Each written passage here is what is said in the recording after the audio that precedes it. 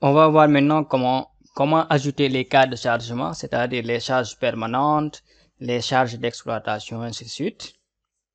Charge surfacique et linéaire. D'abord, je vais vous montrer quelque chose avant de procéder au cas de chargement.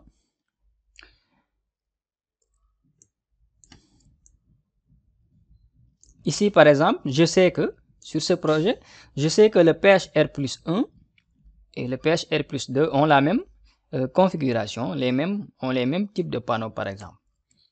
Je veux sélectionner tous ces panneaux qui sont ici, les bardages et donc les copier directement ici. Qu'est-ce que je fais donc? Je vais ouvrir le PHR plus 1. Ici, je vais voir bardage. Donc, dès que je clique sur bardage, donc tous les bardages sont sélectionnés automatiquement et ça me montre ici le nombre de bardages. 16 bardages sélectionnés sur 16. Et directement, je vais faire clic droit, étage, copier le contenu de l'étage. Donc, je copie une seule fois, je fais OK. Et donc, tout est copié sur mon pH, sur ma terrasse. OK, nous allons maintenant ajouter les cas de chargement. Nous pouvons le faire de deux façons. Ici, nous voyons cas de charge. Sinon, nous pouvons aller dans chargement, cas de charge ici. Et là, qu'est-ce que nous allons faire? Nous allons d'abord ajouter le poids propre du bâtiment qui sera calculé automatiquement. Ici, comme préfixe, nous pouvons mettre P par exemple. Donc, nature, le poids propre est une charge permanente. Et sous nature aussi, oui. Nous allons ajouter le poids propre.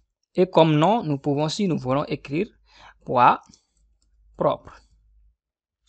Et on va ajouter ce premier cas. Dès qu'on ajoute, vous allez voir quelque chose de traits en rouge. Donc, qui montre bel et bien que le poids propre du bâtiment sera calculé automatiquement donc, durant la descente des charges. Ensuite, nous allons ajouter les cas de chargement surfacique. Les chargements surfaciques permanents, nous allons les ajouter. Donc ici, nous pouvons dire GS comme charge permanente surfacique.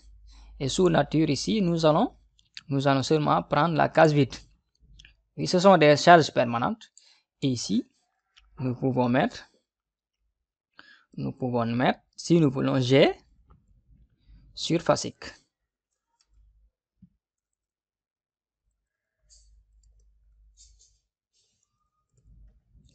Ensuite, nous allons faire ajouter. Puis, nous pouvons ajouter les cas de charge linéaires, c'est-à-dire donc les charges qui seront reçues directement par les poutres. Donc, nous pouvons dire GL.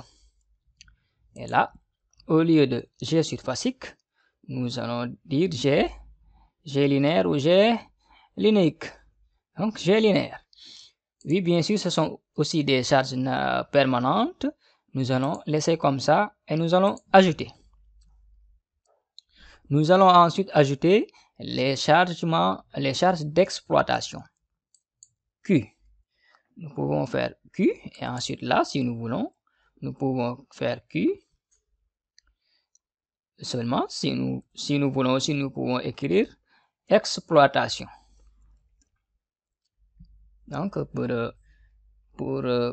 mieux décrire. Ensuite, ici, ce n'est plus une charge permanente. On va prendre exploitation et on va ajouter. Puis, on va fermer. Et là, ici, sur cette barre toujours présente, nous allons voir les cas de charge que nous allons ajouter. Cela veut dire que au moment de charger, de mettre les charges surfaciques, nous allons d'abord nous mettre sur charge G surfacique. Ensuite, charger mettre les charges surfaciques. Ensuite, pour charger, donc, pour mettre les charges linéaires, nous allons nous mettre sur G linéaire. Ensuite, nous allons charger les poutres, ainsi de suite. Si nous allons mettre les charges d'exploitation, Q, nous allons nous mettre sur exploitation, et ensuite, nous allons mettre les charges d'exploitation.